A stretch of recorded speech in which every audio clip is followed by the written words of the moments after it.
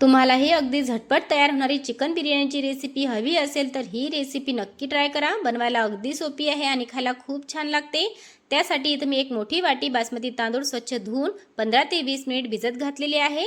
त्यानंतर 2 मीडियम साईजचे कांदे मस्त असे बारीक चिरून तळून घेतलेले आहे लालसर रंग येईपर्यंत। त्यानंतर इथे मी 3 पाव चिकन स्वच्छ धुवून घेतलं। त्यामध्ये हळद, लाल तिखट, धना पावडर, जिरे पावडर, गरम मसाला, आलं लसूणची पेस्ट, चवीनुसार मीठ, अर्धी वाटी दही आणि तळून घेतलेला थोडासा कांदा यामध्ये घालायचा आणि मिक्स करून 15 ते 20 मिनिट आपल्याला मॅरिनेट व्हायसाठी ठेवायचं आहे। त्यानंतर आता आपल्याला तांदूळ शिजवून घ्यायचे आहेत।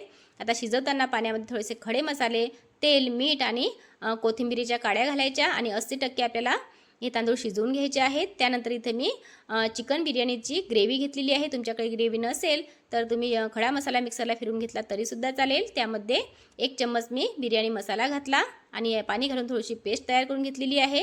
आता एका मोठ्या पातेल्यामध्ये तेल घातलं, अगोदर ही तयार केलेली मसाल्याची पेस्ट घातली, परतून घेतली। त्यानंतर यामध्ये मॅरिनेट केलेलं चिकन घातलं, झाकण ठेवून हे चिकन मस्त असं शिजून घेतलेलं आहे 5 ते 6 मिनिट। त्यानंतर आता यामध्ये थोडीशी तरी आपल्याला काढून घ्यायची आहे आणि लेयर बनवण्यासाठी चिकनसुद्धा थोडंसं बाजूला काढून घ्यायचं आहे।